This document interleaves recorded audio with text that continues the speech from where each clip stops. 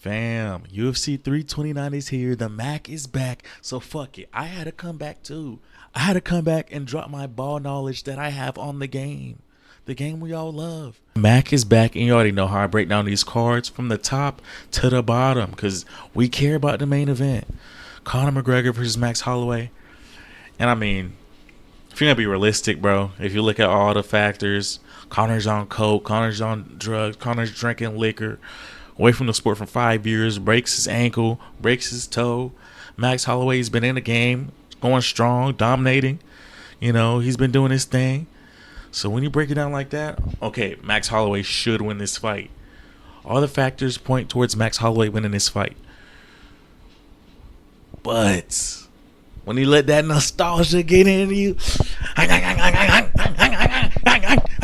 you know, you go back, you watch the film on Conor McGregor, you watch the rise on Conor McGregor, just, bro, I'm going with McGregor. That's where I'm going. That's where I'm putting my money. I mean, it's just nostalgia based, my vote, honestly. But don't you want to see it? That would be tough. If he could come back after a 5-year layoff and do what a bunch of other greats done did too.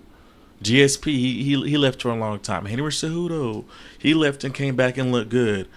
Dominic Cruz, he left multiple times, came back and looked good. TJ Dillashaw, he left and came back and looked good. So why can't Conor McGregor do it? Because when he was in his prime, we saw what he was doing, bro. He was going crazy. So why can't he do it again? You know, that's all to say. I'm just going based off nostalgia. In the co-main event, you got Benoit Saint Denis versus Paddy Pimblett. And honestly, I got Paddy Pimblett in this fight, bro. He's big. He's like strong. Pause. His jiu-jitsu, I think, is better than Benoit Saint Denis. I don't know about whose wrestling would be better. I feel like probably close enough. Striking, probably close enough to Benoit Saint. I think his striking is actually a little better. And they might have like close power, honestly. They might. And Paddy has a chin. We've seen Benoit Saint Denis get fucking knocked out. We've seen that. We didn't see Paddy get knocked out when he was getting hit with fucking haymaker after haymaker. Dropped multiple times, but he was never out. So I'm going Paddy Pimblett in this fight. His jiu-jitsu and his striking is going to get him to win. Boom. Corey Sandhagen versus Mario Bautista. And this is a good fight, bro. I don't know how it's going to go, really. I feel like because Corey Sandhagen is kind of like, how I say, you know, if you watch soccer, if you're watching the World Cup, he's not in form right now, is how I put it. He's not in form. Like, he's not at his best. And Mario Bautista, you know, he's doing his thing. He had a good fight with Umar. He was on an 8-fight or 7-fight win streak. He beat Jose Aldo. He's beat some good guys. He just beat Vinicius Oliveira. He's beat some good guys, and he's really only lost to the best. He's lost to Corey Sandhagen when he first got to the UFC, but it was short notice, apparently. You know, I wasn't watching at the time. It was short notice. He didn't train that well, is what I'm hearing from my sources. And yeah, I feel like, I don't know. You know, I'm going to go with Mario Bautista. That's where I'm going to go. I'm going to go there. My vote. Next fight, Brandon Royval versus Lona Kavanaugh. And, you know, I think Kavanaugh is just, I know he beat up on Brandon Moreno a little bit. It was you know, he looked pretty dominant, but I feel like Brandon Royval is just, he's just going to be too big a little bit. Just a little bit too big. Kavanaugh's going to get hit, especially once it gets to like the late second, third round. I feel like Brandon Royval is going to get this one done. Decision, probably. King Green versus Terrence McKinney in this fight. I'm excited for this one. Because apparently these guys got like a little bit of beef. King Green was like, hey, bro, McKinney, we don't got to fight, bro. Let's go eat our own separate ways. We don't got to come together and eat on top of one another. We don't got to do that. But McKinney's like, shit, that's how you feel like. And now they're fighting. King Green was like, oh, shit, you really want to fight me after all? Fuck it, let's fight then. So now they're fighting, bro. They got a little beef heading into this. McKinney's saying some slick shit here and there. King Green, he's like feeling some type of way. So I'm excited to see this, bro. But I'm going with King Green, honestly. McKinney, I feel like unless McKinney could finish this off early, it's not going to go his way. Nikita Krylov versus Robert Whittaker coming up to 205. You know, I just don't think Krylov is that good, bro. Because Robert Whitaker, he was really one of the ones at 185. And usually, the fighters that are that good, once they move, there's obviously like examples of people that haven't done good, even though they were champions in the weight class below. But I think Robert Whitaker is going to be the one that is going to do good. Like we've seen Islam go up, we've seen Hamza go up, we've seen Usman's about to go up. We've seen a lot of fighters grow up and do well. A lot of championship level fighters grow up and do well, and I think Robert Whitaker is going to do the same. Krylov, I just don't fuck with him. I don't know. Gable Stevenson versus Alicia Ellison, and like if you don't see what the play is here, bro. Like obviously Ellison could win, maybe we don't know, but this is obviously just a guy that they brought in so Gable Stevenson could beat him. But you never know, bro. Ellison, he has a little bit more experience. He's probably been training MMA a little longer. I don't know. I haven't done the knowledge, but I'm gonna go with Stevenson. But I'm gonna put money on Ellison.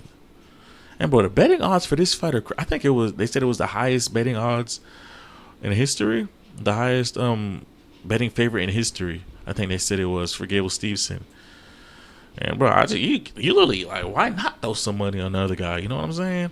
Next fight, Cody Garbrandt versus Adrian Yanez. Bro, fuck it. It's gonna be a good fight. Whoever wins, who gives a fuck? Really? Who cares, bro? Maybe it's just me. Maybe I just don't care. They both put on good fights here and there. Adrian Yanez more so. Cody Garbrandt, he had his day back in the day, but it's not his day no more. Got an eye tattoo and shit. I don't know what's going on. That's a crazy tattoo to get. But if I'm gonna go with somebody, I'm gonna go with Cody Garbrandt. I'm gonna ride with the OGs. You got next fight, Luke Riley versus Kai Kamaka. Luke Riley is he's supposed to be a prospect coming up. But I don't know. I don't believe in them British niggas, bro. And the way England did Mexico, nah. I'm going with Kai Kamaka. He's got my vote. But, obviously we know who this is for, who they're trying to show off here. Next fight, Tracy Cortez versus Wayne Kong. This is going to be a good fight. Tracy Cortez, she's a fan favorite because she's a baddie. Wayne Kong, she be throwing them bitches. She throws them bitches, bro. She's tough with the striking. So I'm going to go with her. Yeah, I'm going to go with her. Next fight, Damian Pinaz versus Cesar Alameda. Damn, Pinaz is like that long-ass reach. But I'm going to go with Cesar Alameda. He's a kickboxer, good striking. I have no knowledge on Damian Pinaz. I'm gonna go with Cesar Alameda. Pinas is a young guy. I feel like that experience is gonna make a difference. Next fight, Farid Basharat versus John Garza. John Garza stepping up on short notice, 23 years old, young nigga, bro. Damn. Versus Farid Basharat, who was supposed to be fighting Ethan Ewing. That would have been a scrap. But obviously, in my opinion, I don't think John Garza has a chance, bro. I mean, if he's just gonna have to show me, bro. You just gotta come out and show me. Short notice against a guy who's been training this whole time, against a prospect, a high level prospect in the UFC who's been training this whole time. I don't believe it. I'm going with Farid Basharat. Next fight, Ryan Gander versus Zachary Reese. I be skipping the Zachary Reese fights. I be catching him at the end because he does finish people. But Ryan Gondra, don't know this guy, but I know he has a lot of finishes. I looked at his typology. I'm going to go with him, bro. I think they're setting this up for him to win, come out and look good. That's my logic, bro. Business. Next fight, Alessandro Costa versus Cody Durden. And Cody Durden, bro,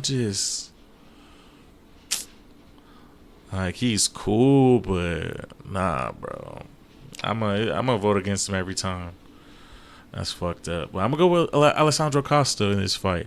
Every time I watch Cody Durden fight, I just don't know, bro. He just doesn't look like. I just don't see it. I just don't see him coming out with this dub. I think Alessandro Costa, he's on a nice little finish streak. I think he's gonna come in and get this one. But yeah, man, that's my picks. Let me know what y'all think. Drop your parlays in the comments, cause I'm on a little bit of a losing streak. I need to turn $33 into 33,000. Someone help me out. Like, subscribe, and be back for the next one, bro. Peace.